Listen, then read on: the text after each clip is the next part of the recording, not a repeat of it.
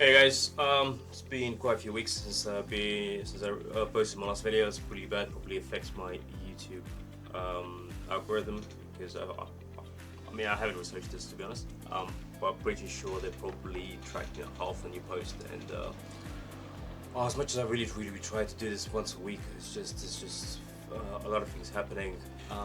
Possibly were affecting how I play as well. And I don't think so. I think I've been playing really well for the last few weeks. Just being bad at it. Seems every time I get my money in good, I just can't hold. Or just you know, you play against some basketball players, and you keep on building these really big pots for them just to hit their draws on the river, and they just have to surrender the pot each time. So we've narrowed their range enough to know exactly what they have, and yeah. If you ever try to get a fish to fold a flush, don't. That just never happens. But anyway, things will improve. I actually want to think of this as a massive positive, because I do believe that I will eventually go really high up in the stakes, and I think this would be a really good thing for my channel. That like for anyone who's starting out, that this game looks very fancy from the outside, but it will beat you to your knees if you let it. It's like a reflection on life, really. As long as you work hard on your game, you study, you try to just be better than you were yesterday, that the long term will eventually take care of itself. And I do really strongly believe that. Constantly working on my game, I feel like I'm improving daily. Just the way I feel at the table, just the way I'm playing, just as I'm facing more and more different opponents, regardless whether I won or lost the pot. And just when I see the showdown, I was like, great, their hand is exactly in the range that I thought they are. So really happy about that side of things, about how my game is going. But yeah, unfortunately, this has literally been since I started this challenge, it's literally been the worst stretch of my results I ever had. Like I'm not losing, but I'm just breaking even for the longest period in terms of total cash. And for the stakes I play, it's very unlikely that it's just pure variance. It doesn't mean I'm just playing. It just means that my hourly win rate wasn't necessarily as strong as I thought it was. I mean, I was winning 10 to 12 big blinds per hour for I checked that, what was it? I think it was like 1700 hours.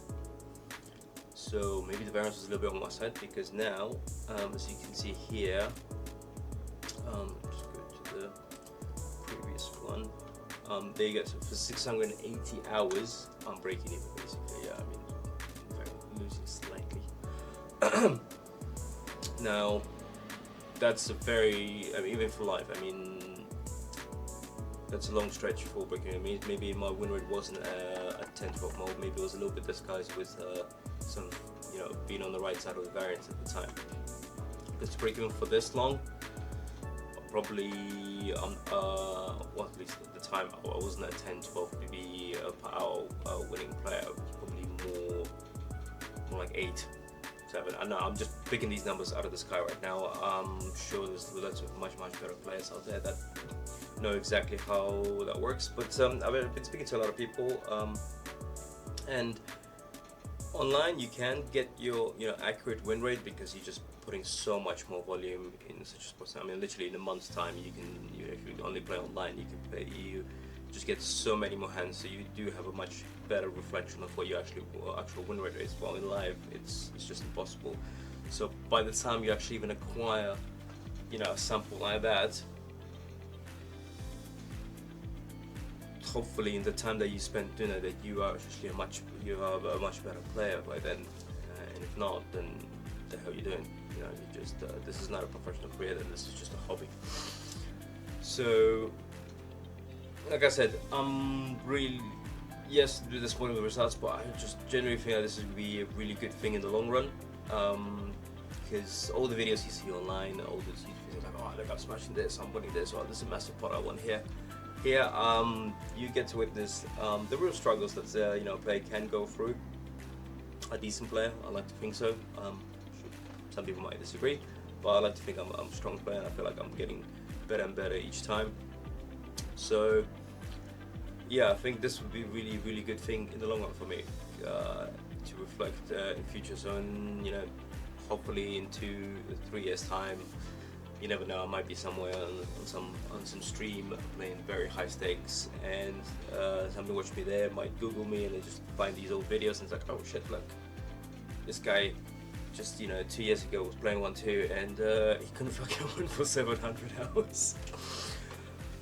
If you can do it, I can definitely do it. Look at him, he doesn't know shit.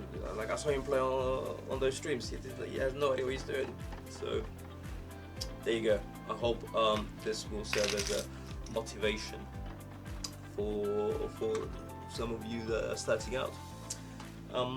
Yeah, this got nothing more to say really. That's all I want to say. Just a quick through. Probably gonna try to make these videos shorter. I always say that. I know it never fucking works out because I always freestyle these things. I never come in having like a script or what things I want to talk about. I just basically see where the flow takes me. And if it's interesting, it's interesting. If it's not, I don't know. I feel like if somebody wants to follow a journey of a professional player who is not starting out in his early 20s, he's started playing poker quite late, I'm 40 now, then yeah, perhaps it might be beneficial that it's never too late to start doing something. The gym side is going really well though. Another thing, I don't know. Every time I think I should take photos just to compare my physique, but too lazy for that. Just posing. But yeah, I'm doing a very slow lean bulk at the moment. I'm just trying to be like nothing more than maximum 200 calories surplus. Some of you may know I count my calories daily. It became a habit. It doesn't bother me whatsoever. It takes me really quick. I always eat at home. Always homemade cooked meals. Sometimes when I eat out, my app gives me a good estimate. So lately, I'm actually been losing a little bit of weight because I've been I'm eating just under 3,000 calories at the moment, and feel great. Feel lots of energy in the gym. Yeah, and I don't know if I'll continue that little surplus. I'm just gonna, because I've been trying to overstuff myself. Sometimes I'm like, I really need to hit these calories. So I was trying to eat a little bit more at night, and I was just stuffed, just not sleeping very well. But so I might just stay at these, 2.9, 3,000 calories per day, and just gonna be monitoring it. If I'm still getting stronger in the gym, if my lifts are still, the progressive overload is still happening, I'm still slowly increasing weight, then I just might stay. If it stagnates, then I'll see if I need to switch things up, either by taking a break and then go back again, and then seeing, because sometimes you just need to take a deload week in the gym, just to get your body to fully recover. You just acquire too much systemic fatigue for working out regularly. And yeah, so basically take a week off, come back. If I see I just not gaining anything in strength, then yeah, I'm probably gonna increase the calories, or just maybe follow what the app tells me. The fab I use is very good for that. Just every weekly, it just tells me after you say your goals, it tells you basically to do. As long as you weigh yourself daily and you put in your calories, you'll be able to adjust your calorie intake accordingly. For the gym, if you're interested, my plan is very simple. I work out every other day. Every third workout is a leg workout.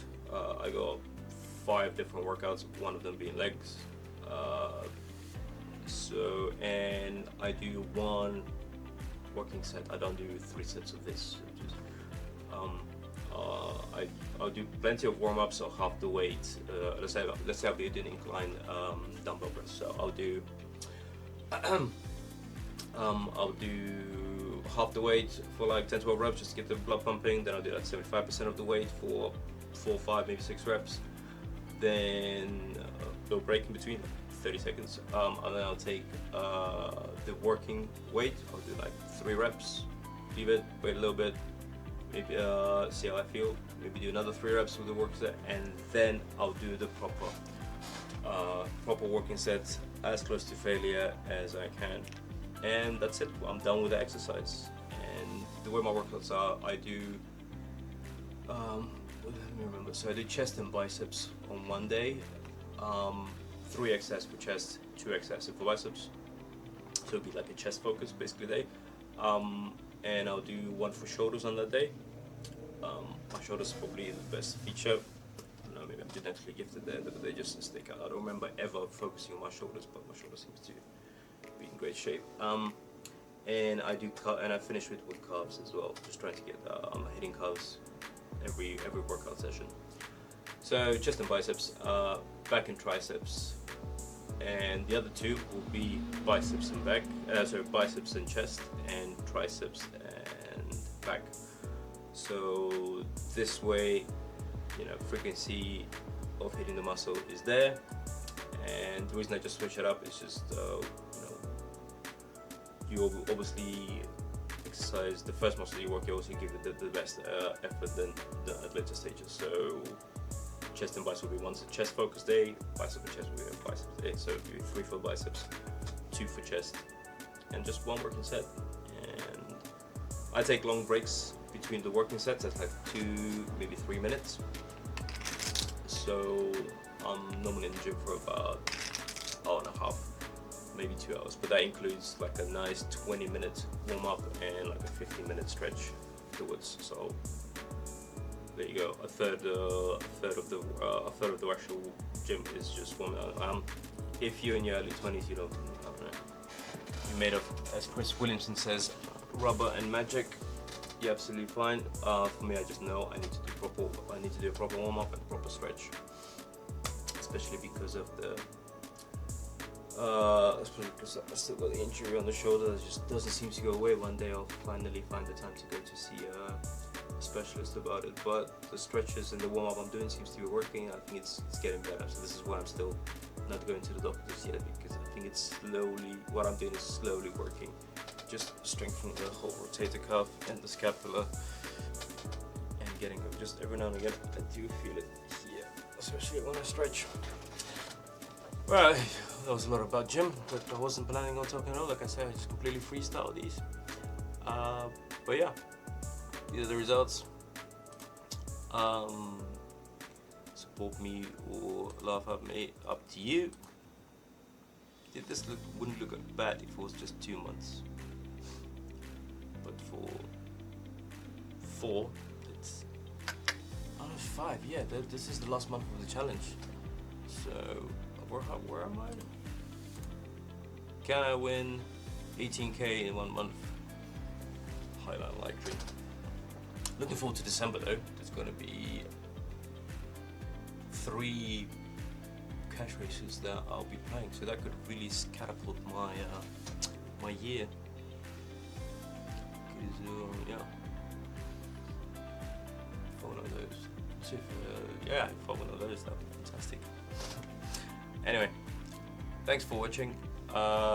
Hit subscribe, and alright, I'm saying your name just to see if you actually ever got to this part.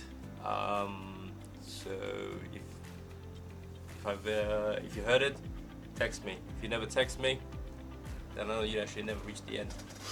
Anyway guys, thanks very much. Take it easy. Bye bye.